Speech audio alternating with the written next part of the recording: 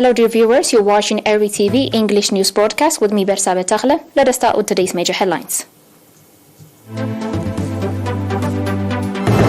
One patient diagnosed positive for COVID-19 in tests carried out today. Auditor General's Office provides training to 32 internal auditors. Dozens of Syrian forces killed and injured in a terrorist attack in Aleppo. And U.S. President meets with leaders of the Association of Southeast Asian Nations.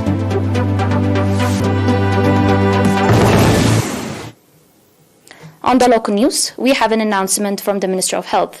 One patient has been diagnosed positive for COVID-19 and tests carried out today at testing stations in the central region.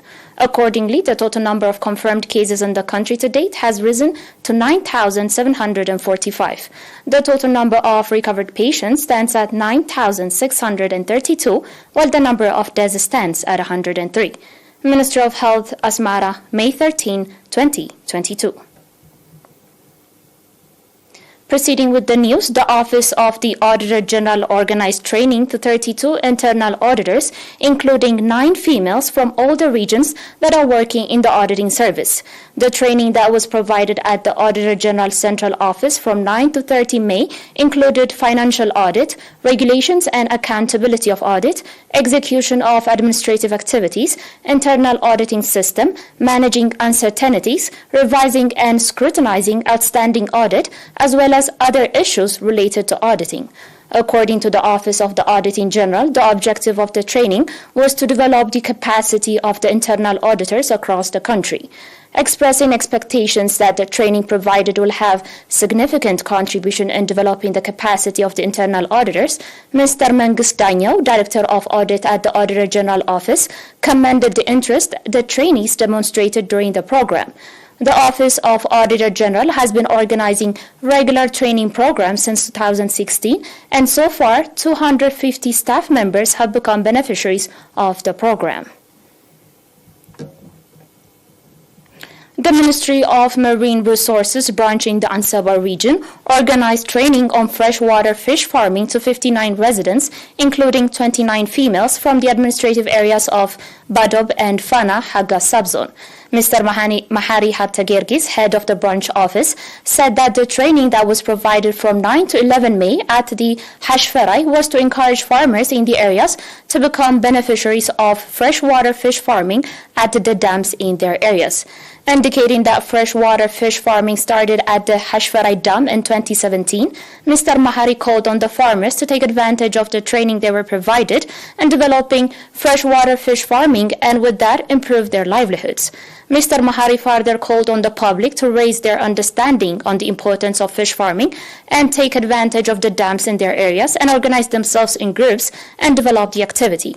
Mr. Solomon Barakhatab, head of the Fish Farming Development and Extension at the Ministry of Marine Resources branch in the region, on his part expressed readiness of the branch office to stand alongside the farmers in all their endeavors. Hashferai Dam, that was constructed in 2013, is located 5 kilometers northwest of the Hagas town. On the last local news, popular campaign has been conducted in the central region in connection with the National Day of Greening campaign, May 15. Mr. Abraham Takhlu, head of Forestry and Wildlife Authority branch in the central region, said that as part of the program being initiated by subzonal administrations, students, government institutions, companies and others to conduct greening campaign from 11 to 15 May, residents of various areas of Asmara and students conducted greening campaign today, 13 May, indicating that 80% of the over 1 million tree seedlings planted last summer are in good condition. Mr. Abraham commended the follow-up that the national associations are conducting to ensure the safety of the tree seedlings they planted. Pointing out that over 2 million tree seedlings are prepared for plantation this year, Mr. Abraham called for reinforced participation for the success of the program. Dear viewers, and now we'll be back with the international news after the short break.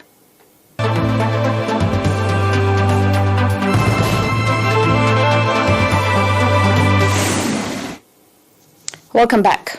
On your global news, Lebanon's Al Ma'aden news network said today that 12 Syrian army troops were killed and 14 others injured after the bus that was targeted with a missile by terrorists in the northwestern Syrian province of Aleppo. The news network provided no further details on the exact location of the attack and the affiliation of the terrorists.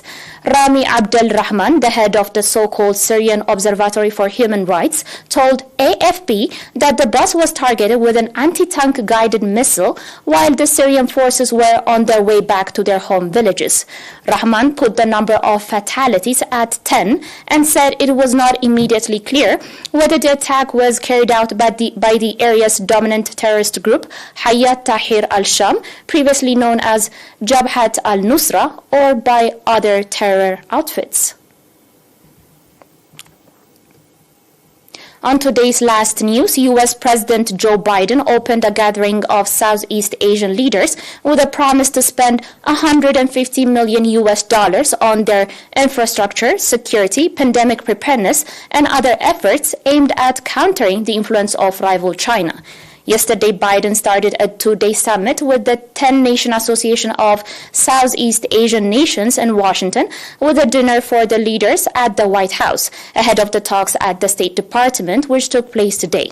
Biden smiled broadly and as he took a group photo on the south lawn of the White House before the dinner with representatives from Brunei, Indonesia, Cambodia, Singapore, Thailand, Laos, Vietnam, Malaysia, and the Philippines.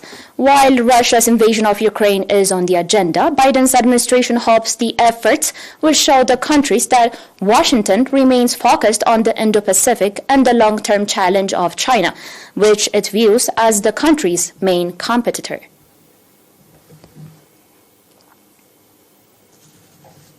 You're still watching ERi-TV, dear viewers, and now let's have a recap of today's major headlines. One patient diagnosed positive for COVID-19 in tests carried out today.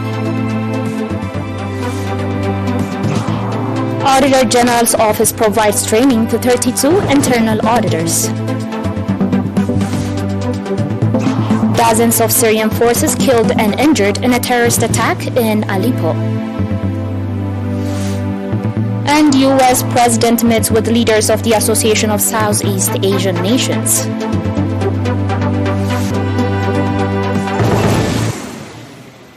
Dear viewers, that was it for today. Thanks for watching.